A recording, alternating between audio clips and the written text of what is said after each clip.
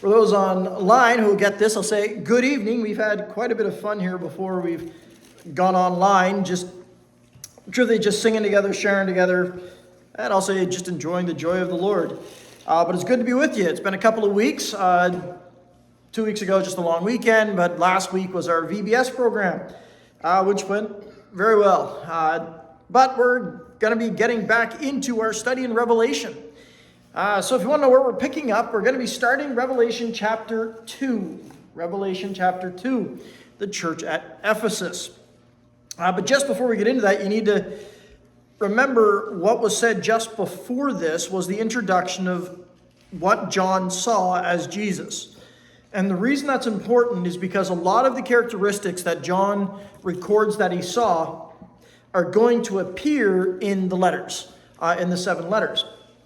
The other thing to note is that although each letter is written to a specific church, the context seems to say that all the letters were to be read in all the churches. Why do I say that? Well, we haven't read this yet, but just give a second. Down at verse 7, it says, "He who has an ear, let him hear what the Spirit says to the churches." It uses the plural. And therefore, although we're going to be looking at the Church of Ephesus, the Church of Ephesus letter would also be read in the other 6 churches, which also would seem to indicate that, yes, it is something for us today. Now, one of the things that often comes up, and I'm not a huge proponent of it, is that these 7 churches represent 7 church ages. And the reason I have a more difficult time accepting that is because nobody can agree on when the church ages were. Now, if we were somewhere in like the third of them, like if we're all of a sudden we're in the time of Pergamos, well, then that would make sense that we wouldn't know when Thyatira and Philadelphia would be. But the problem is, the couple things they all agree on, who hold to that view, is that we're in the age of Laodicea. If that's the case, then everybody should be able to agree, at least with some certainty, when the other 6 ages were. But the only ones that they can even seem to partly agree on are the first 3 at the most. Even then, one of the big proponents that made it quite famous, not Hal Lindsey, but Tim LaHaye, if you read his early work, it's different than his later work. In his later work, he likes to give them very specific start and end times. But his early work didn't do that. His early work was like, the Church of Ephesus started here and will continue to the end. Then the Church of Smyrna starts here and then goes to the end. And that's kind of what he did early on.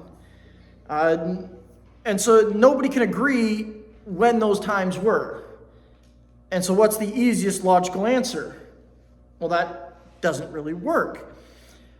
What seems to be the better indication here is that no matter which age we find ourselves in, you're going to find an example of these churches.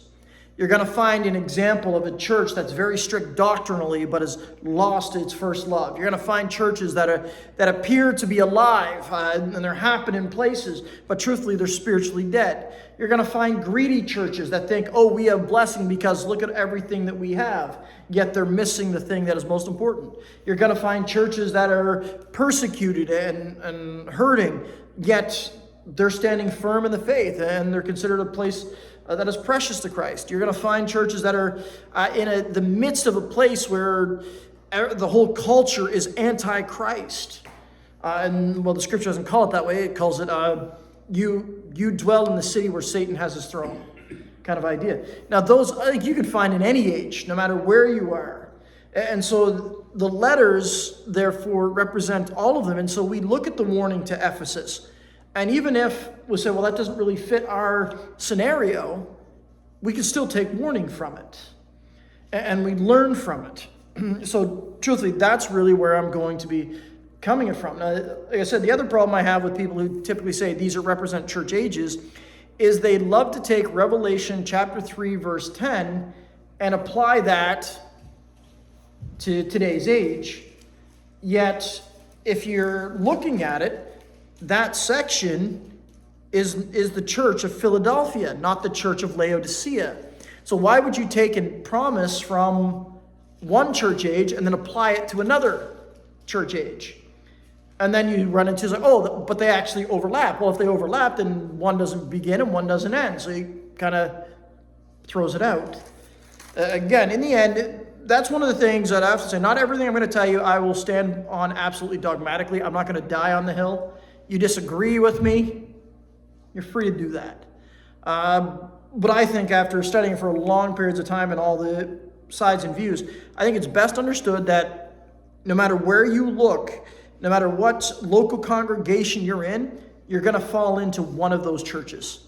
Where you've got the warning, you've got the encouragement, and you've got the promise that in essence can apply. But tonight we're going to be looking at the Church of Ephesus. And I'm going to tell you how each one we're going to look at. We're going to read it together. We're going to read the letter to the church. Then I'm going to give you the background, the history of that church.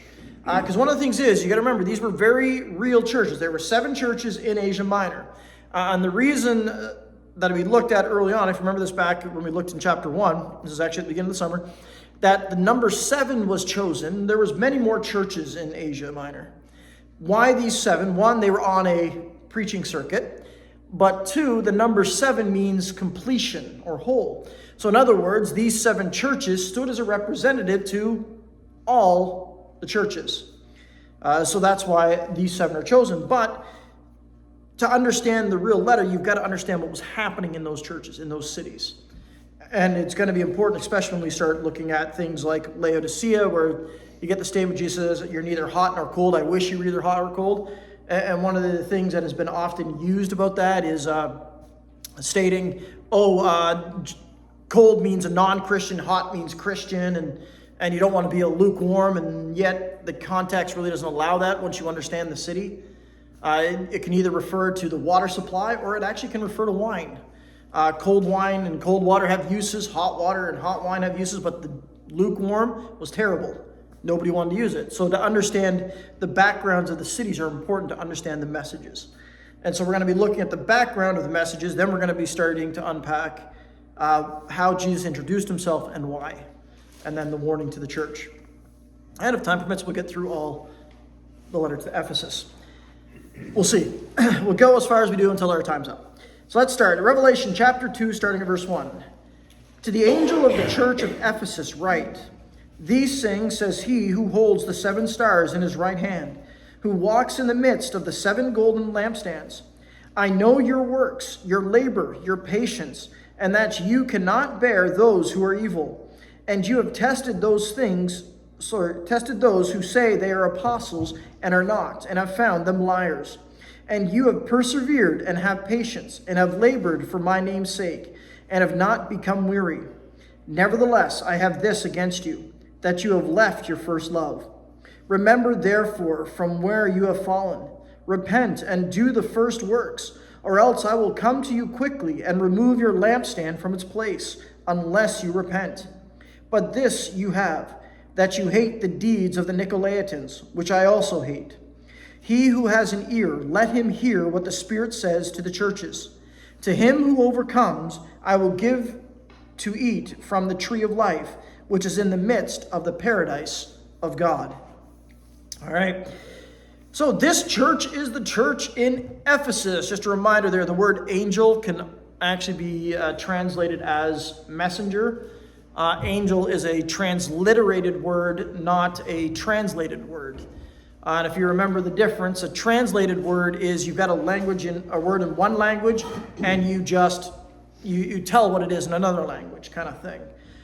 So if I said we're gathered here and today is Dimanche, you wouldn't say, oh, it's Dimish today. No, we would say it's Sunday. That's what Dimanche, that's a translation. Words that we use in worship, hallelujah. That's actually not an English word. It's a Hebrew word, but it's transliterated. In other words, what they did is they just stuck English characters or our language characters onto theirs. So we can say the word, which literally means praise the Lord. That's what it is. It's why if you were to read like Psalm 150 in Hebrew, you really get the poetry, because it's all like hallelujah, hallelujah, hallelujah in the Hebrew. So that's kind of the difference. And here the word angel is transliterated. In other words, the Greek word is angelos, and they just kind of stuck our characters on it. But the translated word is messenger, to the messenger of the church. And that kind of fits better because it seems kind of strange. Why would John be writing a letter to a spiritual being? Doesn't it make more sense that he'd be writing it to the speaker of the church or the teacher of the church? So in this case, he's writing to the leader of the church who delivers, or supposed to be delivering, God's messages.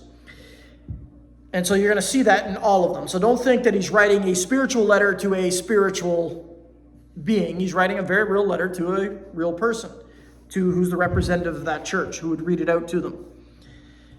Now, the Church of Ephesus. Now, that one shouldn't be much of a surprise. We know actually quite a bit about Ephesus. In fact, it's a church that was planted by the Apostle Paul. Acts 19 actually gives us a pretty good indication of the church. And plus, we've got an entire book to Ephesus. We just call it Ephesians. And so I just want to look at some things here because you get a little bit of a background to the Church of Ephesus in Exodus 19.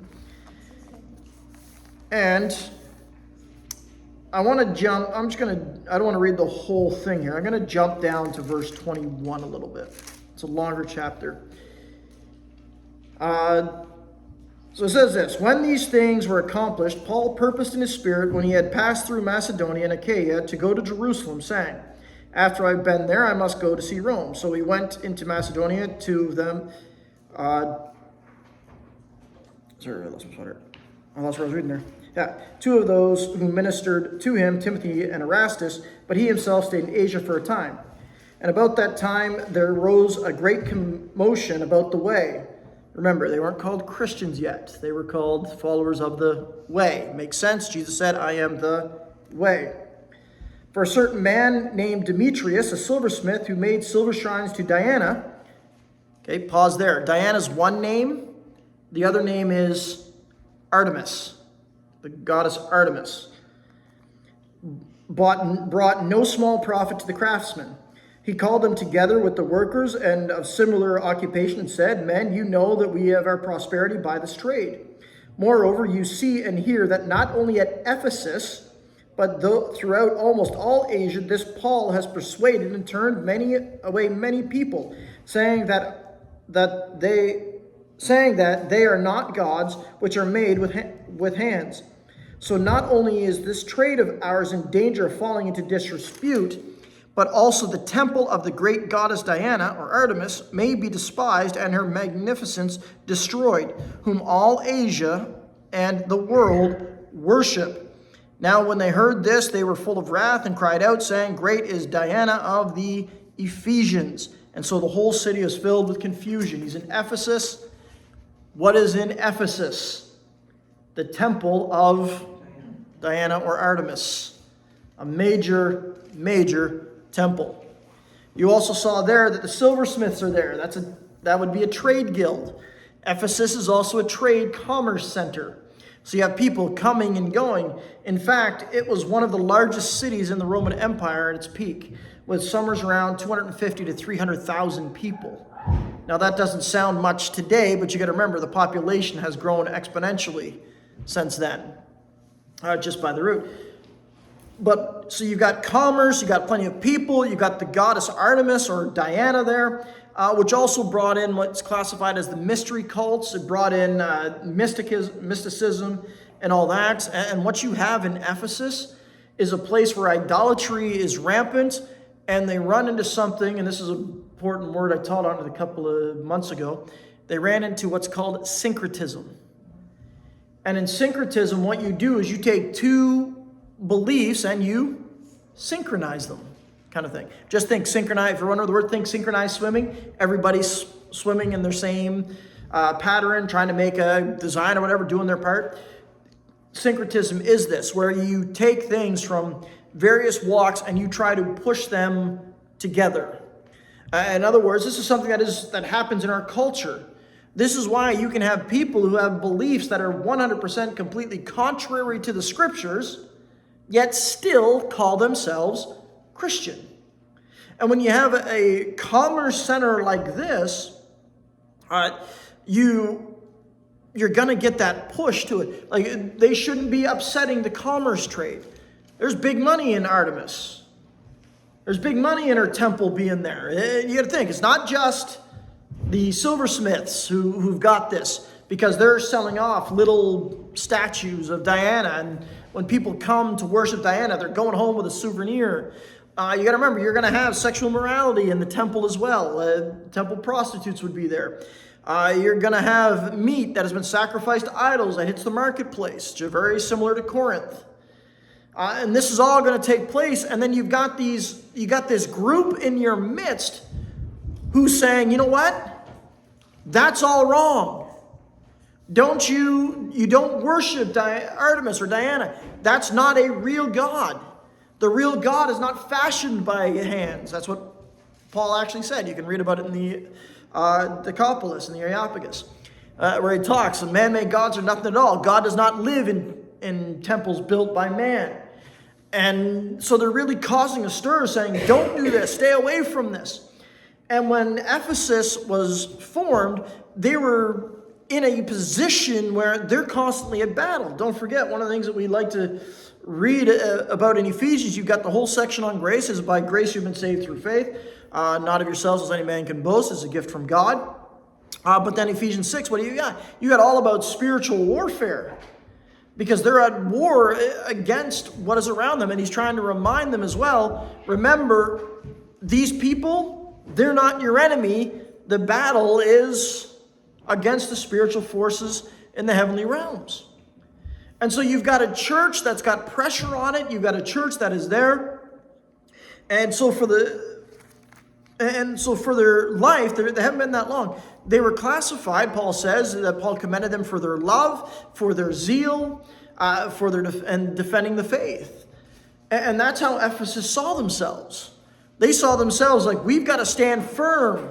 We can't compromise in that aspect. And once you start to understand that, you'll start to see why Jesus commends them for what they do.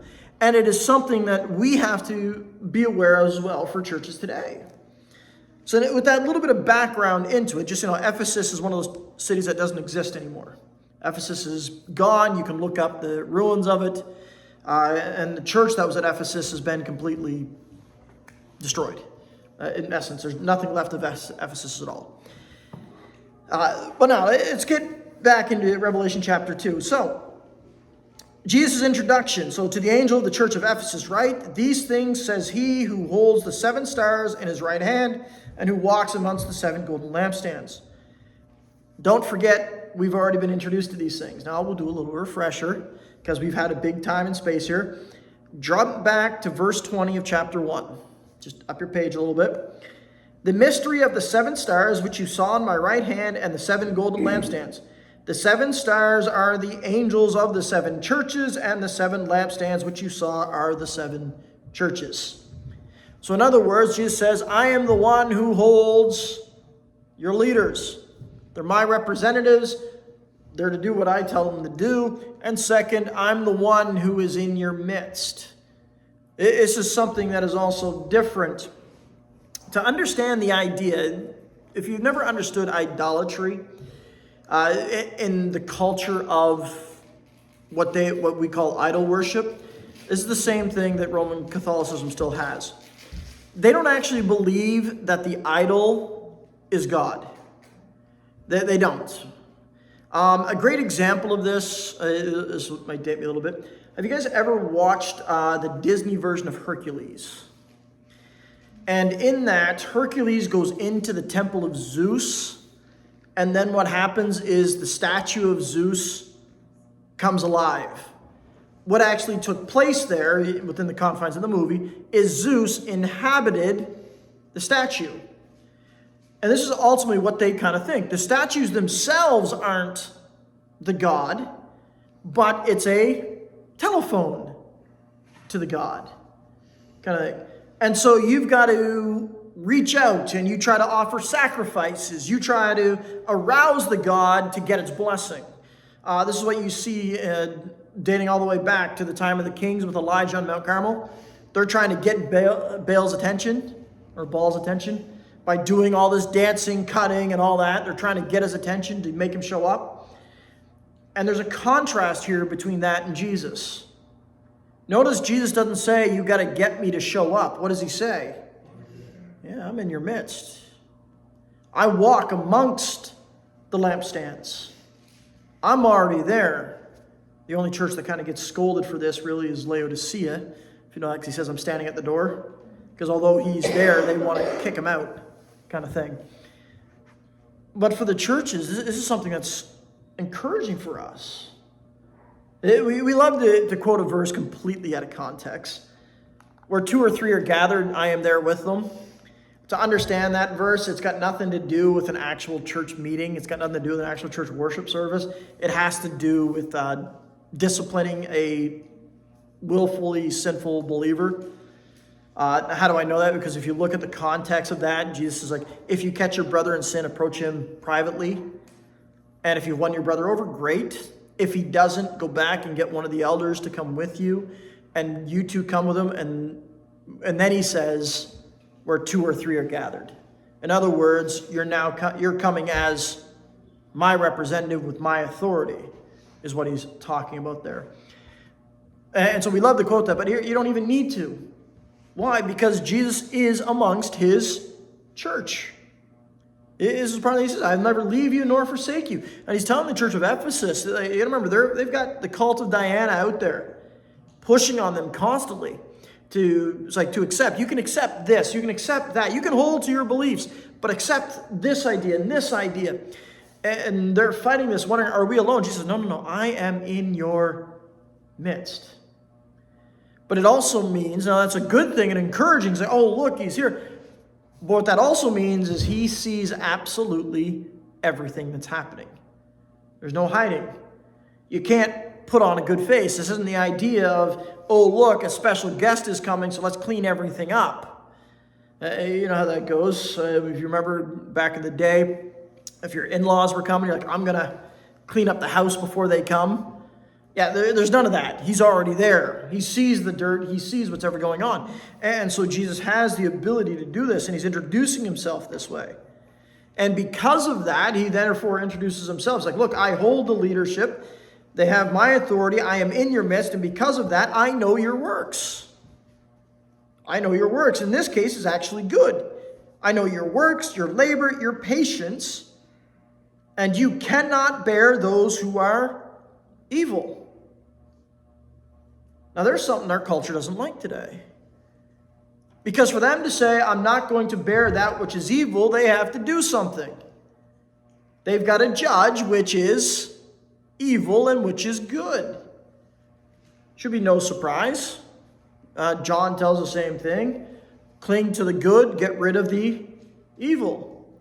This whole idea that Christians are never supposed to judge is not from God. It's a misuse of Matthew chapter 7. Judge not lest ye be judged. And they love that. Like I said, back in the day, the most quoted verse and known verse was John 3:16. Now it's Matthew 7:1. Even if they don't know, it's Matthew 7:1. But Matthew 7:1 has absolutely nothing to do with not passing judgment. It has to do with hypocrisy. And in other words, don't you dare call somebody out saying, oh, it's like you're eating too much or you're wasting money. Well, you're turning around hitting the drive-thru every chance you get. That's the context of it. So in other words, it's calling you not to be holier than thou in that aspect. But Jesus also said, when you judge with a righteous judgment. The truth is we're not supposed to be the authority in what's good and bad. We're not supposed to be the authority in what's evil or not. How do we do it? Well, we do it according to the Scriptures. You remember, the churches, when they suffered problems, what did they do? They reached out generally to one of the apostles. If you can actually look at one of the things in Corinthians, Paul says, now to the manner in which you wrote to me. He's like, first I'm going to teach you these things. Now I'm going to answer your questions. Because questions come up. And so they're important. Nowadays, we don't have to, in essence, ask the apostles. Why? Because we have all of it. We have the answers. And it hasn't changed. What was true then is true now. What was good then is good now. What was evil then is evil now. And the church is supposed to do it. And notice he says that you cannot bear it. They can't even put up with it. They're not going to allow it. And then when you continue that on, he says, not only that you cannot bear those who are evil, and you have tested those who say they are apostles and not, and have found them liars. Now you got some real issues going on here. So you've got wicked men on the outside, and they don't want to put up with them. Now wait a minute, hold on. I thought the church is supposed to be opening to everybody. What did Jesus just commend them for? Not putting up with it. Now, there's nothing, the church is supposed to, when people are seeking Christ, to bring them in. But there's a difference between somebody who's struggling with sin as a slave to sin and somebody who wants to come in and continue in that sinful lifestyle and say, you have to accept this. And notice here, he doesn't separate this idea of love the sinner, hate the sin. He's calling out, it's like those who are evil. Like it or not, there are people who, yes, there are people who struggle with sin and they're striving to get out of it. But then there are people who are in sin and they absolutely love it. You can watch one of the pride parades where they're going around chanting, "Hail Satan." It's like they're completely against the gospel. Now, it'd be one of those things. Do they want to attend church? They can attend church. Should they ever be in any way, shape, or form anywhere near any leadership or any position of that? Absolutely not. The church should not put up with it. And the other thing that he's saying they do is, you have tested those who say they are apostles. Now, there's two things here about apostles. There's the office of apostle, and then there's those with the gift of apostleship. You go, what's the difference? The office of apostle was restricted to 12 people, 13 if you count Paul. And you get all that. What are the qualifications of apostleship? Well, look at that office. Look at Acts chapter 2. When they're sitting there and it said Judas is going to be replaced, as Peter quotes the scriptures, and he gives out some recommendation. They must have been with us from the beginning, must be a witness to it, and must be a witness to the resurrection. And now Paul gets thrown in there, but even Paul admits he's the exception. He's like, I too am an apostle, but I am one born out of time, out of my place. But so how does Paul qualify? Well, the reason Paul qualifies is, one, he was not unknown to what was going on. Second, he was hostile to it, but you can almost, there's a bit of speculation, you can almost see that Paul would be maybe around one of the groups who are questioning Jesus if he was at that time, because he's there when Stephen is stoned. So he's around at that time, he's a testimony to that, and then what's he see? Does he see the risen Christ? Yeah, he does. He's a witness to the resurrection in a different way, but he's still there. And then from that group, you also have the gift of apostleship. Now, this is where language is going to get funny. The Greek word for apostle is apostolos. The Latin word for the same thing, apostle, is missionore, which in English is missionary. What does apostle actually mean? One who is sent. That's all it means, originally. Notice that he calls the 12, he called apostles. There are plenty of disciples, but there were only 12 apostles. And although 70 were sent the first time, there were only 12 sent the next time. They're the apostles. And so you've got these ones who are coming in, and what are they claiming? They're claiming to be messengers of God. That God's the one who told me to deliver this message.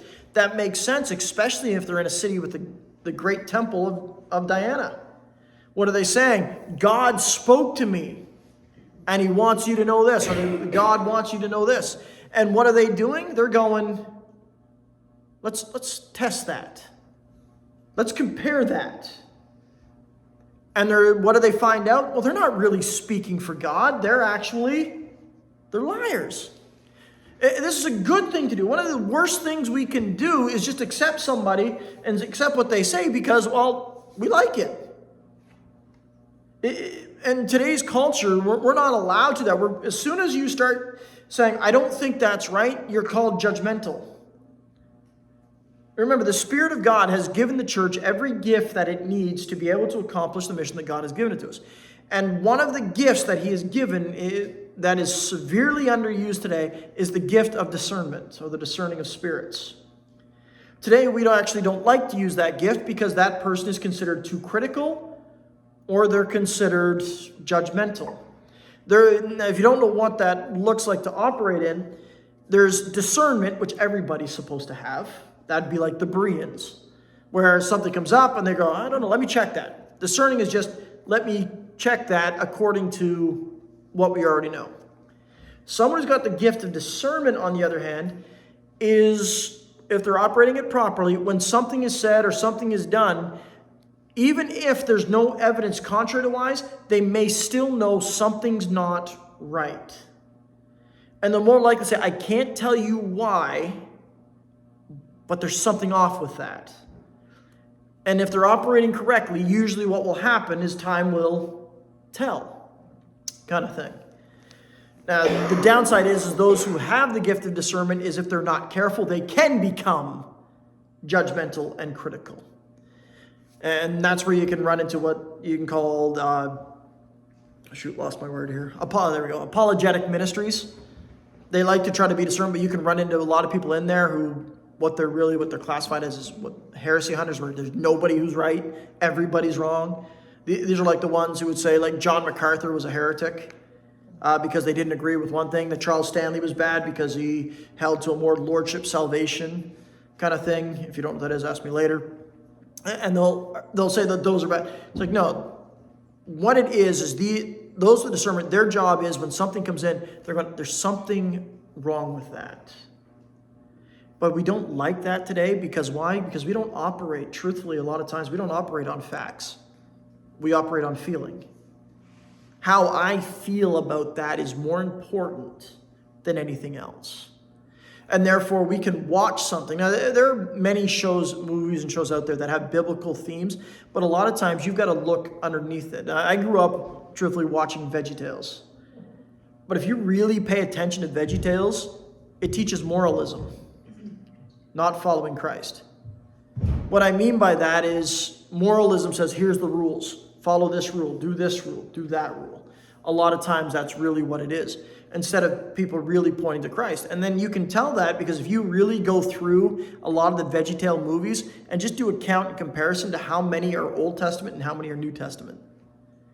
And even when you run into the New Testament, it's usually a parable. If you think one of the earlier ones the tale of Philibert, which is really just the Good Samaritan told in a slightly different way.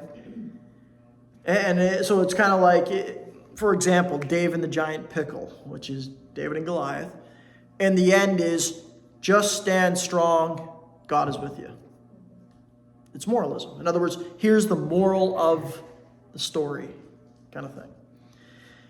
And when you look at it, it's fun to look at, but if that's what we're teaching our kids, don't be surprised if there's no foundation to their faith. It has to be more. And so these are challenges that the church has. This is the challenge that the Church of Ephesus had. It's got people, one, they've got a culture who wants to do what they want, and they're supposed to be an open, loving place. They should accept those things. And two, what do they got? They got philosophies coming in, claiming we're sent by God, and so listen to us. And and today the church needs to be on guard against these things, just as it was there. And notice Jesus commends them for this. In other words, he's commending them for something that our today's culture calls a vice, and that is this church is intolerant of anything that is not of Christ. And they are guarding it. Why? Because they've had to. And Jesus is saying, you're doing well in this. Anybody who comes and you're facing them up and say, that's a liar, that's a good thing. They're coming in saying, God told me. It's like, let's compare that. No, he didn't. God didn't tell you that at all. You'd be surprised how many times I run into something in one place or another where they're like, well, I asked God for confirmation on this, and then God gave me this confirmation, and then nothing happens on those dates. What's the only thing that I'm supposed to conclude now? You don't hear from God. So why should I listen to you? But do you know what people come back and say is, what are you quenching the Spirit for? It's like you're being judgmental, you're bitter, so you're not showing love. And that's the problem. But the church needs to be this way. Because we have a culture that wants to, even at the best of times, they want to blend the culture into the church. And take a look at what the church has become as an organization. And truly, this is what all in the last 30 years, the seeker-sensitive, the purpose-driven church has been all about. The purpose-driven church was all about business. Just say, no, that's really what it is. He learned from Robert Schuller, and it was all business. How do businesses operate? And then you make the church just like a business. You come up with a vision statement. You get yourself a board of directors. They won't call it that. But you get yourself surrounded. You create a vision. You surround yourself by people who have that vision. And anybody who doesn't have that vision, you actually make up a name for them. This is in the book. And so anytime you're dealing with them and you talk to them, well, they're a whatever word you come up with. So you know, and then it even says, don't be afraid to let people leave, let them leave, because they're not part of your target audience, kind of thing. What I mean, this is like going to a health food vegan store. Now, why is a meat eater going to go into a vegan store? They're not. And the vegan store doesn't care. Who are they targeting? The vegans. I'm like, well, that's what the church has got to be. Figure out who you want and cater to that. Make sure you've got a mission statement. Make sure you make up a logo. Once you've got that, a logo, make sure you put that on mugs, put it on t-shirts, put it on hats, put it on pens, so that when people see that logo, what do they think about? Your church. This is all in the book. This isn't a surprise. They took it from the business world. That's the purpose of church. The seeker-sensitive model, which is the sister to it, what did they do? They just went out and did market research. But who did they ask? The unbeliever. They changed them. Don't call them unbelievers. Don't call them sinners. Call them seekers. Because really, everybody's just seeking the truth. Go ask them why they're not going to your church. And then guess what you do once you get all that information? You make it exactly for them. If they don't like the long prayers, shorten the prayers. If they find the sermons too preachy from the Bible, just give them life lessons that they can apply to their life. Doesn't matter if they're Christian or not, just so they can apply them. If they don't like the old hymns, well, make sure they're music that they can listen to, that can attract them. This was the plan. What did it do? It blended the world into the church. And what came with it? The philosophies of the world. And you're supposed to say, well, that's okay. You just need to update the scriptures. And one of the biggest ones that's come into the church, like it or not, is feminism. Where it's like men and women are completely equal. Men and women can do everything actually the same. Make no mistake, men and women are equal in value, but not equal in position. That will not happen until Christ returns. Until Christ returns, men and women are called to do specific things, to fill specific roles. And we operate best there. But what has happened is they come in, no, everything is equal. Anything you can do, I can do too. And if you want to see what that really looks like, just take a look at what's happening with women's sports today. That's the ultimate example of where it leads. And so this isn't supposed to be. He says, look, you guys are doing well in this. You're defending the faith. You're getting rid of those who just want to infiltrate and don't want to take care of it. And what are you also doing? You're making sure that those false teachings aren't coming in. Those who claim to speak for God and are not. And you're saying, good riddance, get out. You're a liar. But they have a problem. They've got a problem. And he says, nevertheless, I have this against you. And what that is, turn in next week. Because we'll continue to unpack that. I said I'd go until my time's up. And my clock says, what's that, a robin? It's robin o'clock. So that puts us right at 7. Well, next week we're going to pick that up.